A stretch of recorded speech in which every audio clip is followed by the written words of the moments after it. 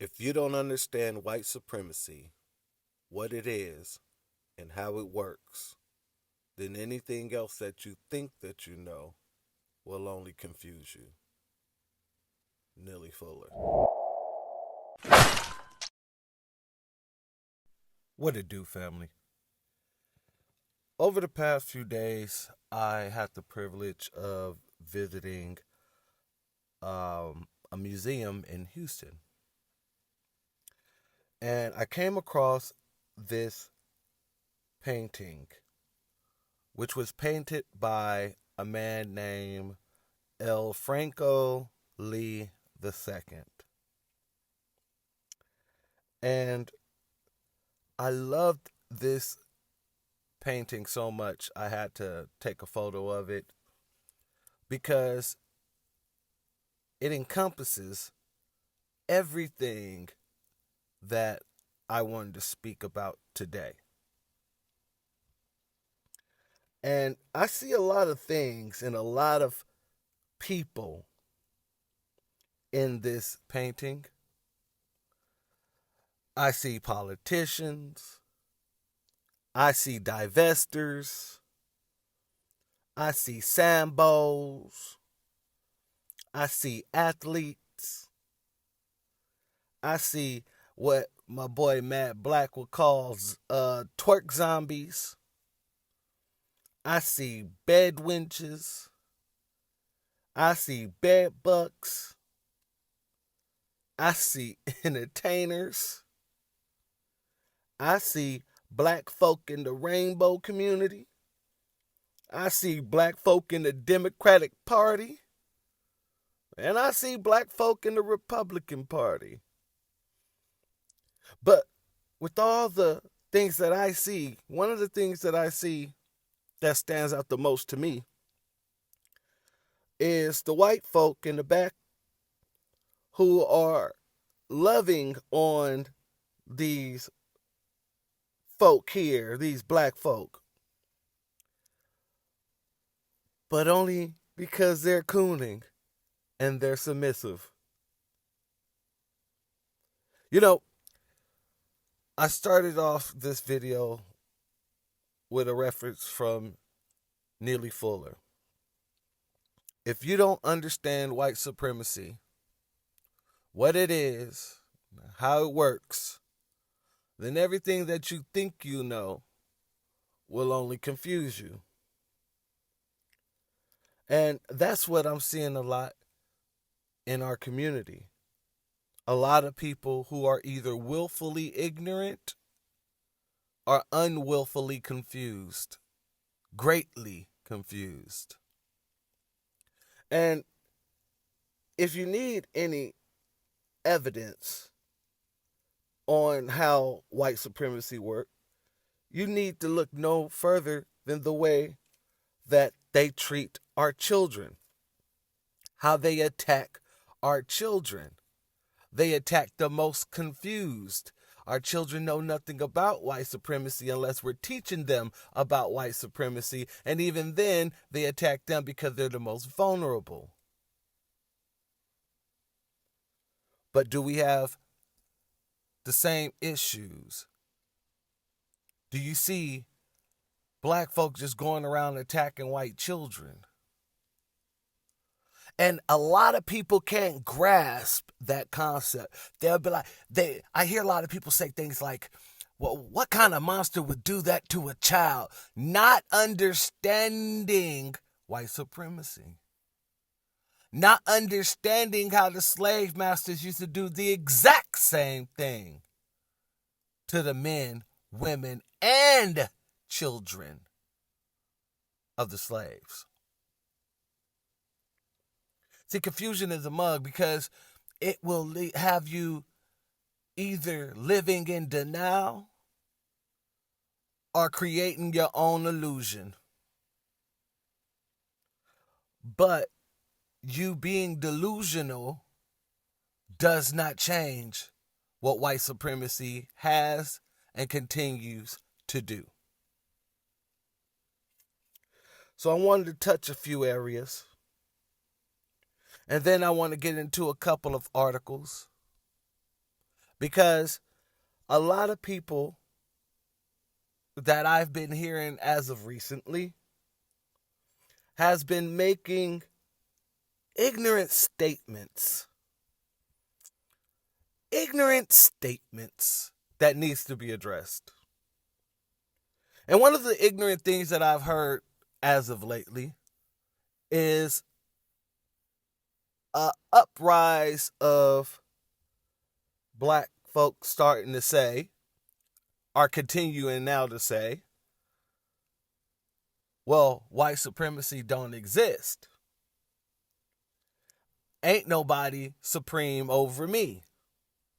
Without understanding that the system of white supremacy isn't an individual, it is something that governs the laws around the world. Because all the laws around the world are created by these folk. And they're created to enhance their power, not decrease it. Let me say that again. They're made by these people to enhance their power, not to decrease it. So all the people who says, well, white supremacy, ain't nobody supreme over me, that's a bunch of defeatist talk, this, that, and the third. They're living in an illusion and a disillusion. They are delusional.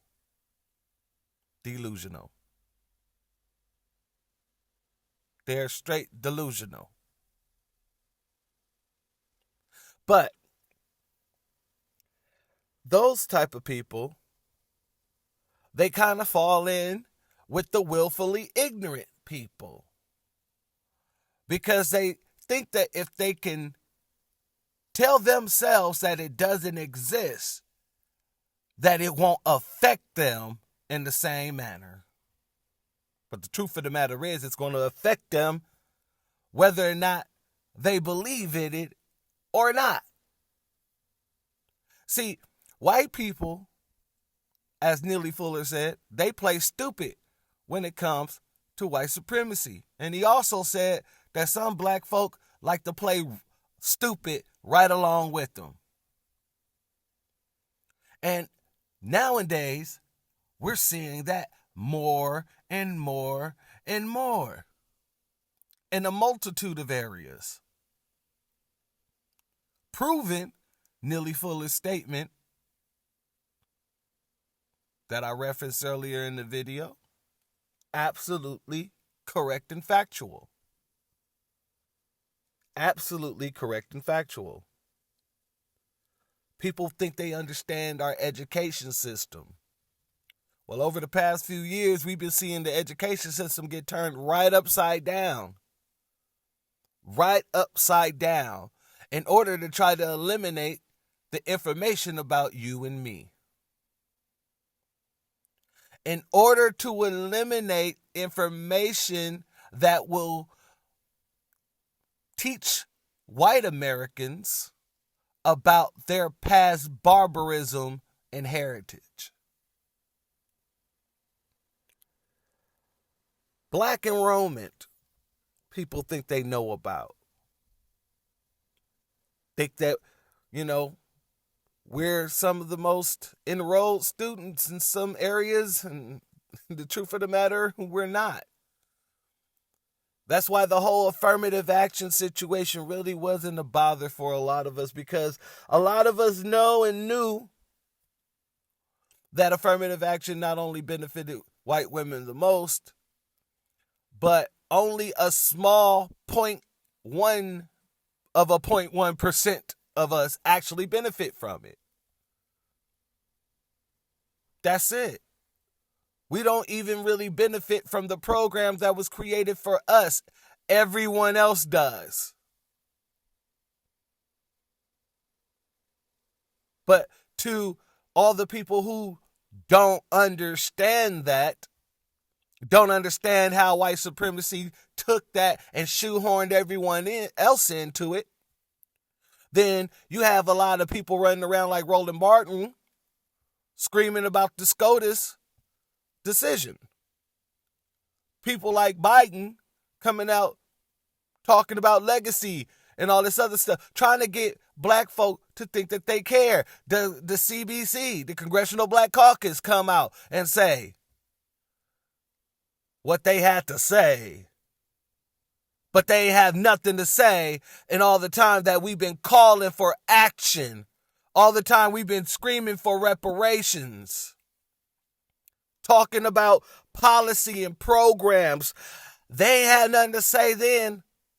They talking about everybody else but black people, black Americans.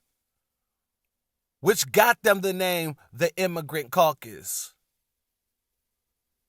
The name we gave to them because they damn sure ain't the Black Caucus.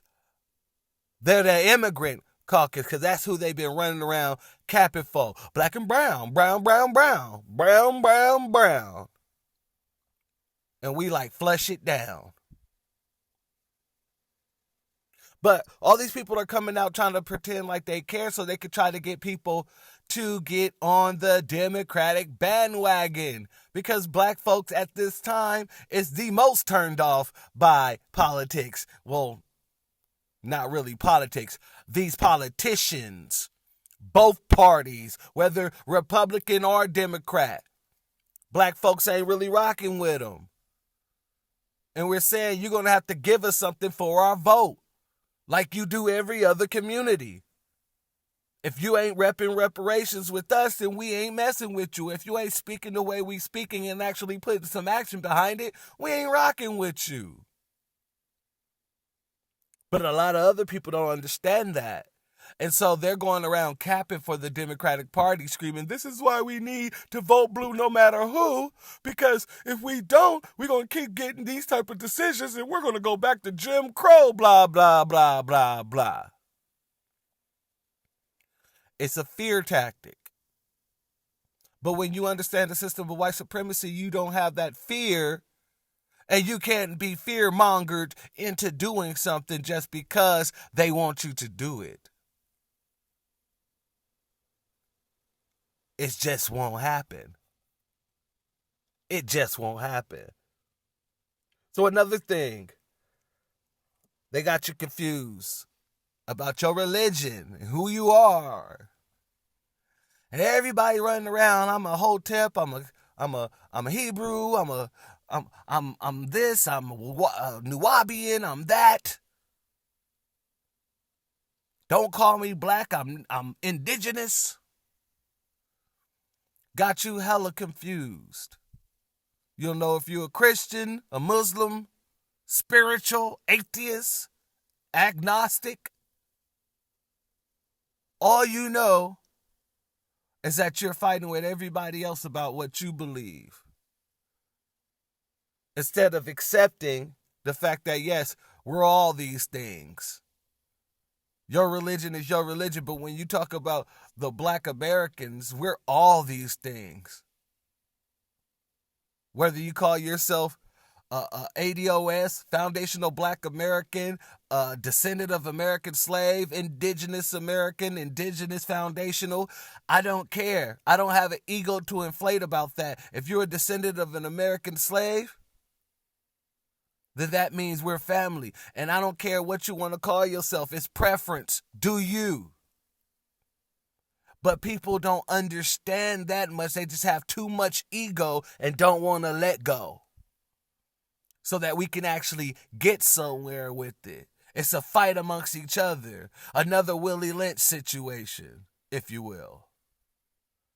And that's confusion. You can't cause those type of things without it. Dissension comes with confusion. And when you're confused, it's the best time to divide. That's just a fact. They also divide us in these politics. Red versus blue. Confuse you. You got right now, you got Democrats even speaking out against the situation of the affirmative action, where you have Democrats actually saying, like, This affirmative action situation ain't going to move the needle in votes one way or the other, they feel. And they're correct. As it shouldn't. Because we have an interest as black people, as black Americans, as the descendants of American slaves, we have interests that need to be addressed.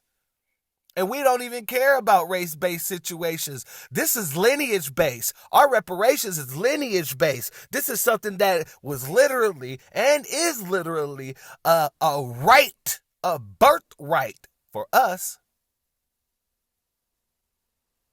A birthright for us. So that race-based crap, that could go right out the window. Because it's not about race for us. It's about our lineage and what's owed to our lineage. But a lot of people don't understand that. And so they're confused. And so they will always be confused until they understand the system of white supremacy and how they try to use tactics that they create against us. And they had a lot more time to master these tactics than we've had to study them. That's just a fact. That's just a fact. They had a lot more time to master these tactics than we've had to study them.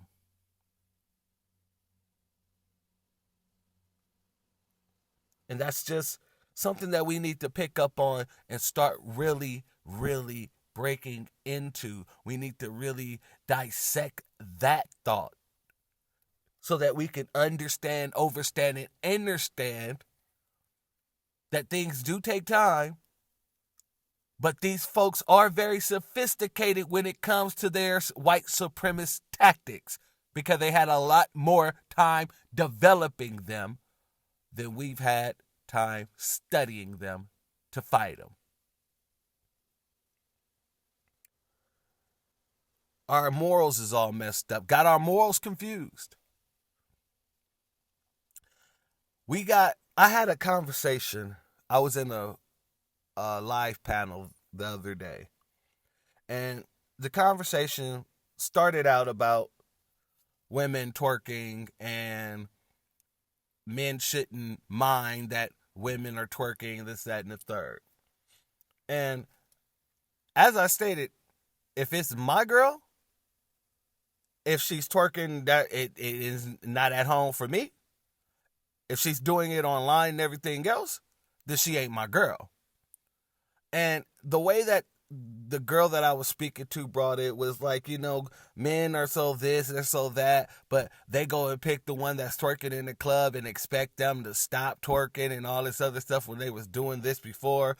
And I had to explain to her, nope, if I see a woman and I think she's remotely cute, and then I turn around and she's like throwing it back and all this other shit, it's 9 times out of 10 going to turn me off. Everything that I thought was cute about her will go away. But that's not the type of woman that I'm looking for. And I did agree on one point that she made. That's my preference. And if someone else don't mind their girl doing such, I shouldn't mind, which I agree. I don't mind. That's your business. If that's, what you want to do. If your dude's cool with it, fine. But it got to the point where it became about whether or not young girls should be able to twerk. And that's where I put my foot down. Because living in this pedo-ish world that we're in, our job as black men is to protect our youngsters and protect our families. I'll be damned if my daughter go out there, and I don't have one, but if I had one, I'd be damned if I would be allowing my daughter to go twerking anywhere, 14 or anything like that. And as I told them, once she's out my house and grown, I can't tell her what she's going to be doing. But I can tell you what she ain't going to be doing while she is in my custody, my care. And the coldest thing about the situation, was the woman then turned around and tried to make it seem like it's weird that I say that young girls shouldn't be doing those type of things because she wanted to bring up how there's, it's good exercise and it's a good way to learn your body and how it's kinetic energy and all this other stuff and yada, yada, yada. And regardless of any of that crap, I told her straight up, we live in a predator state where everywhere you look, you have people hypersexualizing our young girls. And yet you're trying to convince me that it should be okay to allow young girls to go out there and twerk and all this other shit. And I, as a man, should be teaching the young boys that they shouldn't be hypersexualizing what these young girls are doing. That's an oxymoronic statement. Because even if we were to take all the men, the young men on the planet, all the young black men in this continent, and teach them how not to hypersexualize these young girls, and then these young girls, we release them back out to the world, then these young girls go shaking their ass right into their faces and all this other stuff, what good does that do? What good does it do? What good does it do? It doesn't do any good. All it does is send a message that we just need to fix one side of the fence and not the other, when it should not be that way. Period, point, and blank. We'll go out here and fix all the young men and make sure that they know that they shouldn't be hypersexualizing these young women. And then we'll have shit like this happening.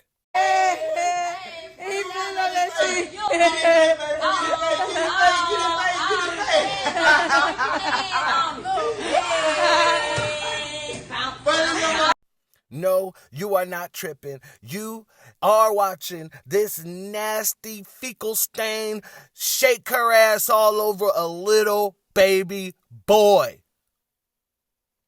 This is called grooming.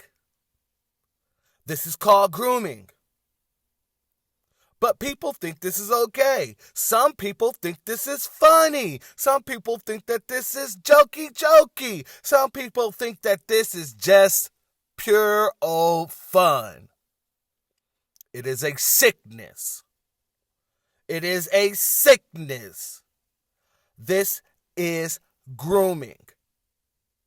And the same way that woman said it was okay to allow young 14-year-old girls to get out there and shake their thing, knowing how society is, saying that they would show them, they're groomers too. And we go right back. We go right back to what Nellie Fuller said. If you don't understand the system of white supremacy, what it is, how it works, then everything that you think that you know will only confuse you. And you can't tell me these folks ain't running around here confused. And they got us confused in relationships, our relationships. And this is to the divestors. Matter of fact, I'm not even going to say it. I'm going to leave it to our sister goddess, our elder sister, rest in peace, Dr. Frances Cress Welsing, to say all that needs to be said. If white women have been forbidden to black men by oppression, if the black man has access to the white woman, that will make him feel more psychologically free. It will fool them more. Let's say, for example, if you tell me, Francis, he said psychologically free. Well, that's not, well, wait a minute. He didn't say functionally free. No, it's a fantasy, and then it's a psychosis. In other words, if you are operating, just like they tell us in psychiatry, that means a loss of contact with reality. If you are functioning on something that is not reality, then you've had it. Well, okay? Now, but this is something that the white supremacy system understands. You see what I'm saying? They understand. Well, now, we programmed these victims to feel that if they get a white woman, they will have it. Like a black cat told me who was graduating from graduate school at Harvard, that marrying a white woman was a part of the Harvard degree. In other words, I'm really in. Do you see what I'm saying? Part of ascending upward in All right. In the Now, system. In the his mind. system has In his programmed us mind, to or- think that. Just like it programs a black woman to say, all right, if you have a white man, that really means that you are in. Nonsense. Do you see what I'm saying? Because white supremacy is going on. And white supremacy will go on and victimize your children and your offspring, is irrespective of what you were doing in your bedroom That's activity. true. And the white supremacy system further would like the non-white and the black man to think that his phallus, or his penis, if you will, is equal to an M16 rifle, which is what he maintains power with. I don't know what mixed baby needs to hear this, but it's okay if you drop your white mom. It is. There are so many white mothers who sit here and they have mixed babies and then they literally destroy us. My mom, ever since I was little, has been calling black women disgusting and loud and dirty and arrogant and ghetto, and for some reason she fails to realize that I am the same woman that she is talking about. She fails to realize that there's no difference between us. The only difference is the slightly lighter complexion. That's it. Y'all sit here as white women and you have black and brown and Asian children, and then you literally talk about us like we can't hear you. You talk about how we're disgusting and how we leech off the government and how we're not even from America and how we don't even need to have protests for things because everyone's created equal in the first place, but then you date white supremacists and bring them into our own fucking houses. And you expect us to be comfortable. You expect us to be comfortable with your husbands that wear Trump hats. You expect us to be happy and accepting that you want to go out for shots of tequila and make fun of every man in the room and say, I bet his name is Juan. I don't find that funny. I don't find the joke in that. To make fun of everybody's fucking race except your kid because you, for some reason, have the capacity to think that they're different, to think that they are you, when they have never been a part of you in the fucking first place. I don't get it. I don't get how y'all can pretend that your kids don't hear you and then be absolutely baffled when they finally do and they finally don't want to be around you. So for the kids that have grown up in environments in the exact same that I have, I don't care if you're afraid of not having parents. I'm afraid of having a parent that can't even see who I am when I'm looking them right in the face. And the fact that I don't even have a parent that knows who I am, it's pretty much like having none anyways. Now, but this is something that the white supremacy system understands. You see what I'm saying? They understand. Well, now we programmed these victims to feel that if they get a white woman, they will have it. Like a black cat told me who was graduating from graduate school at Harvard, that marrying a white woman was a part of the Harvard degree. In other words, I'm really in. Do you see what I'm saying? Part of All right. ascending upward in. All right. In the Now, system. In the his mind. system has In his programmed us mind, to or- think that. Just like it programs a black woman to say, all right, if you have a white man, that really means that you are in. Nonsense. Do you see what I'm saying? Because white supremacy is going on. And white supremacy will go on and victimize your children and your offspring, is irrespective of what you were doing in your bedroom That's activity. true. And the white supremacy system further would like the non-white and the black man to think that his phallus, or his penis, if you will, is equal to an M16 rifle, which is what he maintains power with.